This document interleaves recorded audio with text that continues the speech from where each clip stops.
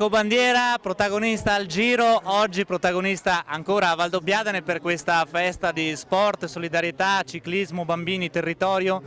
Beh sì, sicuramente fa sempre piacere essere protagonisti in queste manifestazioni, quindi ben venga, che ce ne siano altre e quindi niente, speriamo che sia una bella serata un po' per tutti. Io ero già qua perché ho la bambina che corre, quindi ormai quasi tutte le domeniche sono a queste manifestazioni. E niente, poi ho raccolto questo invito molto gradito, perché comunque quando c'è da fare del bene non si può mai dire di no. Poi a noi non ci costa niente e una cornice così bella va sfruttata. Grazie mille Franco Pellizzotti. Bellissimo vedere questi bimbi che gareggiano. Io penso che come prima edizione sia andata molto bene, è un evento che può solamente crescere e quindi far bene alle persone che hanno bisogno. Grazie allora ad Alessandro Ballan, campione del mondo 2008. Valdobbiadene, devo dire, quest'anno è forse la patria dello sport, tante iniziative sportive a partire dal Giro d'Italia sicuramente, ma anche legate al ciclismo. Oggi è una giornata importante perché abbiamo tanti giovani, tanti bambini che si cimentano nello sport. Le nostre terre sono vocate anche per la mobilità sostenibile, la bicicletta, lo sport appunto come il ciclismo. Quindi siamo molto contenti di aver ospitato questa prima edizione del Trofeo Città di Valdobbiadene e ci auguriamo che ogni anno sia un successo sempre in aumento.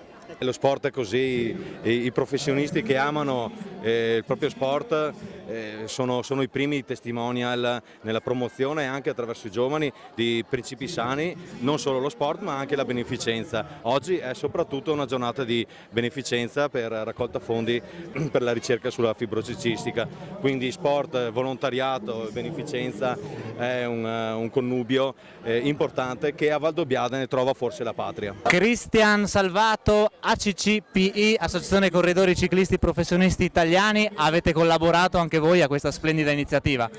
Sì, con piacere abbiamo collaborato a questa giornata di sport, di festa, soprattutto poi quando ci sono in mezzo i bambini, insomma, che sono il futuro non solo della nazione ma anche del ciclismo, è sempre un piacere stare vicino accanto a loro.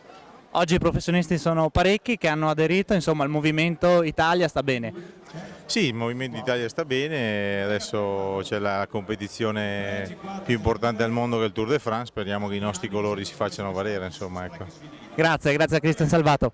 Murilo Fischer, anche tu oggi dopo il Giro torni a Valdo per questa festa dello sport, del ciclismo per bambini ma anche della solidarietà. Certo, torno molto volentieri, è una buona iniziativa e siamo qua per questo.